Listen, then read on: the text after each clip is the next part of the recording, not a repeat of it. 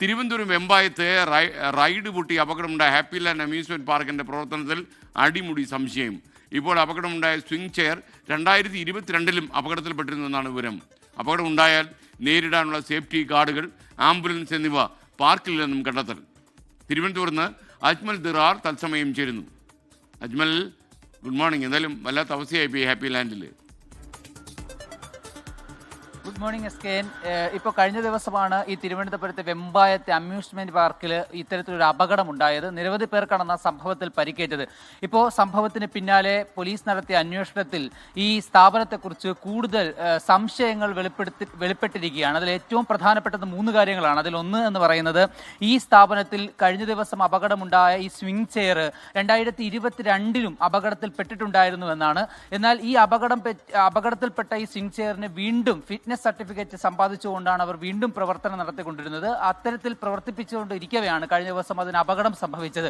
ഈ സ്ഥാപനത്തിൽ തന്നെ ഈ പറയുന്നത് പോലെ ഈ ഫിറ്റ്നസിന് വേണ്ട മറ്റ് ഘടകങ്ങളൊന്നും, പ്രത്യേകിച്ച് ഇത്തരം സ്വിംഗ് ചെയറുകൾ, ഉപകരണങ്ങൾ ഒക്കെ പ്രവർത്തിപ്പിക്കുമ്പോൾ അതിൽ എത്ര പേർ കയറുന്നു, അതിൽ ആരൊക്കെ കയറുന്നു, എത്ര സമയം അതിൽ അവർ ആ ഉപകരണങ്ങൾ ഉപയോഗിക്കുന്നു എന്നൊക്കെ രേഖപ്പെടുത്തേണ്ട രജിസ്റ്ററുകൾ ഓരോ സ്ഥാപനത്തിലും സൂക്ഷിക്കേണ്ടത് അനിവാര്യമാണ്. അങ്ങനെ നിയമം തന്നെ നിലനിൽക്കുന്നുണ്ട്.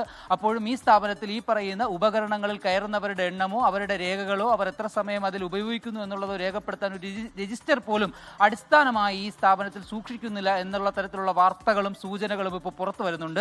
ഇത്തരം രജിസ്റ്ററിൽ രേഖപ്പെടുത്തുന്ന വിവരങ്ങൾ മുന്നോട്ട് വെച്ചിട്ടാണ് ഈ പറയുന്ന സ്വിംഗ് ചെയർ അടക്കമുള്ള ആ അമ്യൂസ്മെന്റ് പാർക്കിൽ ഉപയോഗിക്കുന്ന ഇത്തരം റൈഡുകൾക്ക് സാധാരണഗതിയിൽ ഫിറ്റ്നസ് സർട്ടിഫിക്കറ്റ് വാങ്ങേണ്ടത്. അപ്പോൾ ഈ രജിസ്റ്റർ ഇല്ലാതെ ഈ 2022 അപകടമുണ്ടായ ഈ ഒരു റൈഡിന് എങ്ങനെയാണ് ഈ രജിസ്റ്റർ കാണിക്കാതെ വീണ്ടും ഫിറ്റ്നസ് സർട്ടിഫിക്കറ്റ് കിട്ടിയത് എന്നൊരു വലിയ ചോദ്യം കൂടി ഇവിടെ ബാക്കിയാകുന്നുണ്ട്.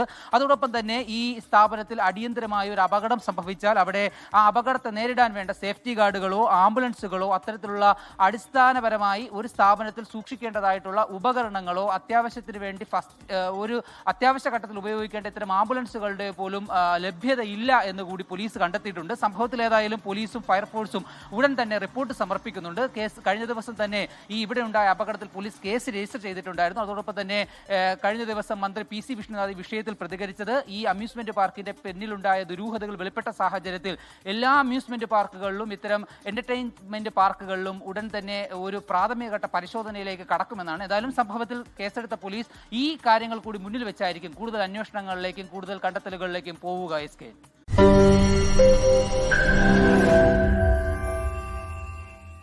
ലോകത്തെവിടെയായാലും ഏത് സമയത്തും 24 വാർത്തകളും ഓഗ്മെന്റഡ് റിയാലിറ്റി പാക്കേജുകളും എക്സ്പ്ലെയിനറുകളും വിശദമായി കാണാൻ ഞങ്ങളുടെ YouTube ചാനൽ നിങ്ങൾക്ക് സബ്സ്ക്രൈബ് ചെയ്യാം.